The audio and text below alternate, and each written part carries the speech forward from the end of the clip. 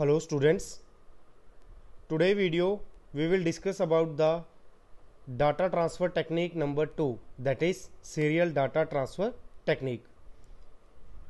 हम पिछली previous videos में डाटा ट्रांसफ़र टेक्निक्स के बारे में पढ़ चुके हैं, उसके फर्स्ट पार्ट के, जो कि हमारी पैरेलल डाटा ट्रांसफ़र टेक्निक्स थी। उसके सब पार्ट्स थे synchronous, asynchronous, interrupt data driven etcetera.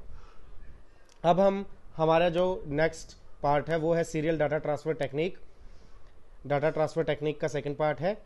तो सबसे पहले हमें सीरियल डाटा ट्रांसफ़र टेक्निक की क्यों ज़रूरत पड़ी। हमारी पैरेलल जो डाटा ट्रांसफ़र टेक्निक थी उसमें क्या क्या प्रॉब्लम्स थी।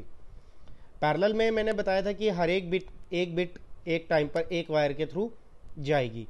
सो needs a wire for each bit, हर एक बिट के लिए क्या है, एक वायर की ज़रूरत पड़ी।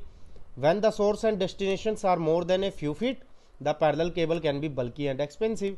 अब हर बिट के लिए एक वायर की ज़रूरत पड़ी तो क्या हुआ, ज़्यादा बिट्स को भेजने के लिए ज़्यादा वायर लगानी पड़ी। और जब आपकी जो सोर्स जहाँ से आपने डाटा भेजना है और जो डेस्टिनेशन जहाँ पर डाटा पहुँचाना है उनके बीच में जो डिस्टेंस है वो कुछ फीट से ज़्यादा हो जाता है, तो जो आपका वो केबल्स का एक बल्कि मॉडल बन जाता है वहाँ पर, और वो काफ़ी कॉस्टली भी पड़ता है। Induce noise during long distance communications, और जो पैरेलल डाटा ट्रांसफर टेक्निक्स थी लॉन्ग डिस्टेंस कम्युनिकेशंस के दौरान वो बहुत ज़्यादा नॉइज़ भी प्रोड्यूस करती थी। इसलिए इन सब चीज़ों को देखते हुए हमें सीरियल डाटा ट्रांसफर टेक्निक्स को यूज़ में लाए और उनकी ज़रूरत पड़ी। तो क्या है हमारी सीरियल डाटा ट्रांसफर टेक्निक, बड़े ही सिंपल वे में कि एक ही बिट में एक ही बार में हमारी 8 की 8 बिट जो होती हैं उनको सीरियल में निकाल देना या उनको ट्रांसफ़र कर देना। देखिए क्या होता है, an 8 bit parallel data is converted into a stream of 8 serial bits. कि 8 बिट का जो आपका पैरेलल डाटा था, मान लो मैं यहाँ एग्जांपल से बताता हूँ कि आपकी ये 8 बिट का एक पैरेलल डाटा है, ठीक है, ये आपका ऐसे जाएगा 1 by 1 1 1 करके। इसको क्या करना है, an 8 bit parallel data is converted into a stream of 8 serial bits. इसको हम कन्वर्ट करेंगे किससे, एनालॉग टू कन्वर्टर होता है कन्वर्जन से, ठीक है। इसको एक सीरियल इस तरह से ये एक लाइन के रूप में सीरीज के बिट्स में कन्वर्ट कर देंगे, known as parallel to serial conversion. इसको हम पैरेलल टू सीरियल कन्वर्जन बोलते हैं, ठीक है। After it 1 bit at a time is transferred over a single line. तो क्या होगा, इसके बाद क्या होगा, एक ही बिट में सारा का सारा इस लाइन के थ्रू डाटा आपका ट्रांसफर हो जाएगा। तो आइए इसको एक फ्लो इसके चार्ट की मदद से, इस डायग्राम की मदद से हम इसको समझने की कोशिश करेंगे कि मान लो ये आपका सोर्स है, ये आपका डेस्टिनेशन है, ये हमारा ट्रांसमीटर है जो ट्रांसमिट करेगा, ये हमारा रिसीवर है जो रिसीव करेगा। तो पहले क्या होगा, सोर्स से डाटा आएगा, यहाँ पे एक ट्रांसमिट डाटा बफर लगा होगा, इस पर आएगा, यहाँ से फिर अब आपका डाटा किस रूप में आ रहा है, पैरेलल इन में पैरेलल ही आ रहा है, और सीरियल आउट में वो आउटपुट देगा।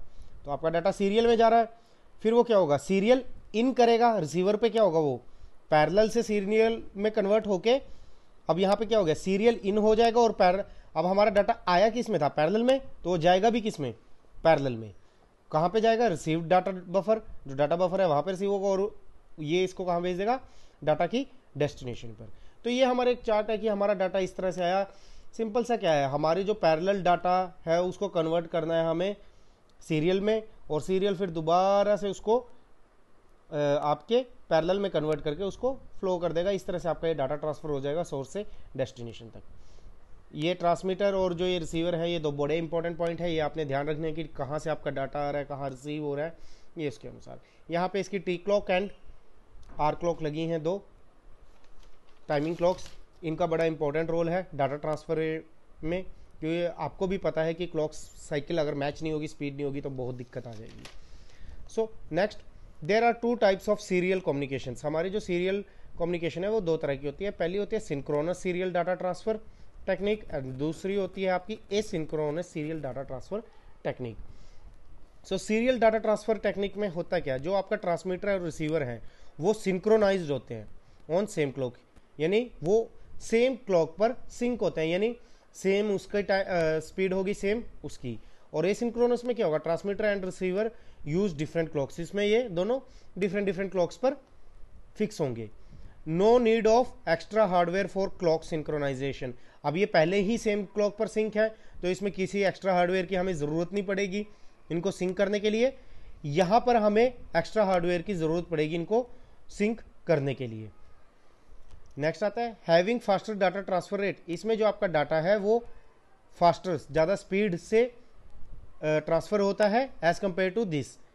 ये आपके काफ़ी सारे एप्लीकेशंस में यूज़ होता है, जैसे कीबोर्ड, माउस, मोडम्स, इन सब में आपकी ये asynchronous serial data transfer type use होता है।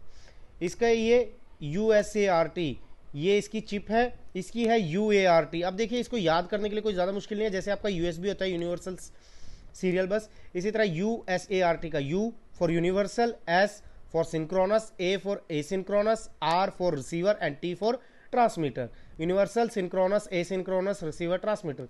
इसी तरह इसकी चिप है U for UART, U for universal, A for asynchronous, R for receiver and T for transmitter. So इससे हम सिंक्रोनस एसिंक्रोनस दोनों तरह के डाटा को सीरियल में सेंड कर सकते हैं। एसिंक्रोनस में इस चिप की हेल्प से हम सिर्फ एसिंक्रोनस डाटा को ही ट्रांसमिट या रिसीव कर सकते हैं। सो ये आपका कंसेप्ट था कि हमारा जो सीरियल डाटा ट्रांसफ़र टेक्निक है वो क्या है। ये आपके सिलेबस में सिर्फ इतना ही है। So thank you.